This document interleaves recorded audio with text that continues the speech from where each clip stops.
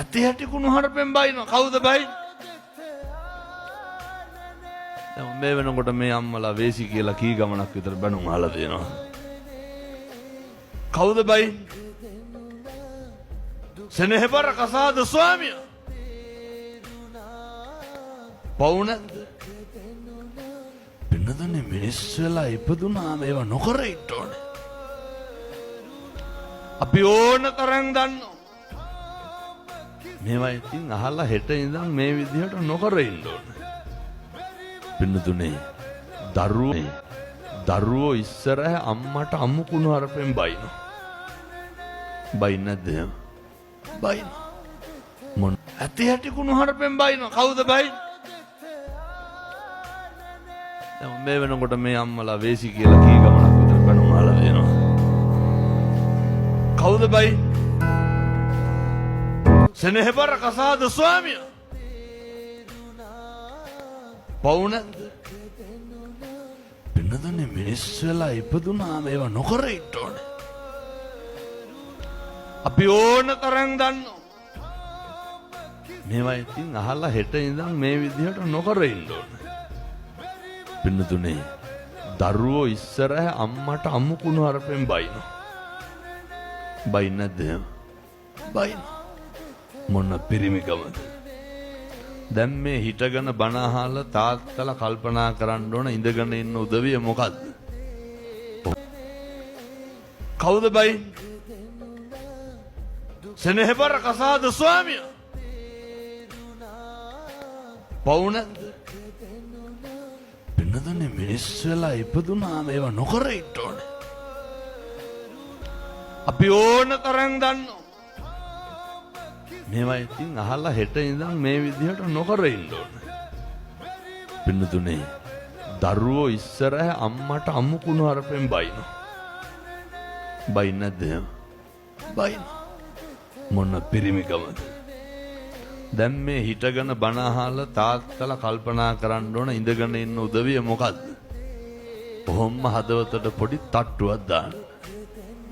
දාලා හදවතින් නිවාඩුව අහන්න මම මගේ බිරිඳට කී පාරක් කුණු හරපෙන් බැලලා තියනවද මගේ ළමයි ඉස්සර. ඇයි එහෙම බයින්නේ? පෞරුෂයක් නැහැ. ඇයි එහෙම බයින්නේ? පිරිමිකමක් නැහැ. ඇයි එහෙම බයින්නේ? පිරිමියෙක් වුණාම දැන් මෙව තාත්තලාට කියලා වැඩක් නැහැ. මං තරුණයන්ට කියනවා ඒ හින්දා. වෙලිච්ච ඉරුට නමන්න බෑ කැඩෙනවනේ. අම්මුව නැමෙහි. තරුණ මහත්තුරු හොඳට මතක තියාගන්න. අහන්න මම මගේ බිරිඳට කී පාරක් කුණු හරපෙන් බැලලා තියනවද මගේ ළමයි ඉස්සර. ඇයි එහෙම බයින්නේ? පෞරුෂයක් නැහැ. ඇයි එහෙම බයින්නේ? පිරිමිකමක් නැහැ. ඇයි එහෙම බයින්නේ? පිරිමියෙක් වුණාම දැන් මෙව තාත්තලාට කියලා වැඩක් නැහැ. මං තරුණයන්ට කියනවා ඒ හින්දා.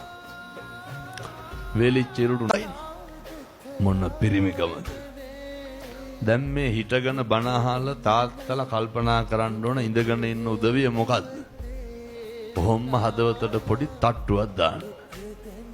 දාලා හදවතින් නිවාඩුව අහන්න මම මගේ බිරිඳට කී පාරක් කුණු හරපෙන් බැලලා තියනවද මගේ ළමයි ඉස්සර. ඇයි එහෙම බයින්නේ? පෞරුෂයක් නැහැ. ඇයි එහෙම බයින්නේ? පිරිමිකමක් නැහැ. ඇයි එහෙම බයින්නේ? පිරිමියෙක් වුණාම දැන් මෙව තාත්තලාට කියලා වැඩක් නැහැ. මං තරුණයන්ට කියනවා ඒ හින්දා. වෙලිච්ච ඉරුට නමන්න බෑ කැඩෙනවනේ. අම්මුව නැමෙහි. තරුණ මහත්තුරු හොඳට මතක තියාගන්න. තරුණ කාලේ තියෙන්නේ බොහොම ටික දවසයි. මේ කාලය තුල හොඳ පෞරුෂයක් හදාගන්න.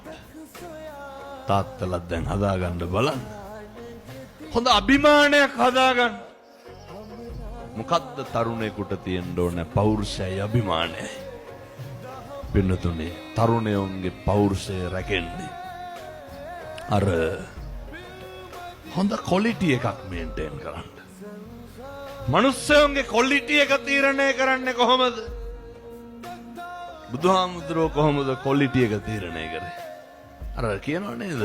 නජජ්ජා වසලෝ හෝති නජජ්ජා හෝති බ්‍රාහ්මනෝ කම්මනා වසලෝ හෝති කම්මනා හෝති බ්‍රාහ්මනෝ. මිනිස්සුන්ගේ ක්වොලිටි එක හරියට මැන්නේ බුදුහාමුදුරුවෝ. උන්වහන්සේ දේශනා කරන මිනිස්සු කියන කරන එකෙන් තමයි මිනිස්සුන්ගේ පෞරුෂය ක්වොලිටි එක නම්බුව ගෞරවය පෞරුෂය හැම එකක්ම පේන්නේ. ඔය සමාන ගෙවල් තියෙනවා නේද? පින්නතුනි මම මෙහෙම කිව්වට පානදුරේ පැත්ත එහෙම නැති වෙන්න පුළුවන්. හොඳේ. කට ඇරියොත් කී පාරක් තාතෝ කියලාද කතා කරන්නේ? මේ ගෙවල් වල වැඩිපුරම කතා කරන්නේ තාතෝ කියලා. ඒක තරුණයන්ට තරම් උචිත නැහැ. තරුණයෙක් වුණාම තියෙන්න ඕනේ අර ඉවසීම ඇති වෙන්නේ පෞරුෂය තිබ්බොත් විතරයි. ඉවසන්න පෞරුෂයක් තියෙන්න ඕනේ. දැන් කුණුහරුප කියන සියලු දෙනාට මොකද්ද නැත්තේ? දැන් තරුණ මහත්තුරු හිතන්න ඕනේ මට පෞරුෂයක් තියනවද නැද්ද? පෞරුෂයක් තියෙන මිනිස්සුන්ට කුණුහරුප කියන්න බෑයි. ඒක තමයි ඒ නඩත්තු කරන රකින්න ක්වොලිටි එක. මන් තරුණ මහත්තුරුන්ට යෝජනා කරනවා ඒ ක්වොලිටි එක නඩත්තු කරන්න.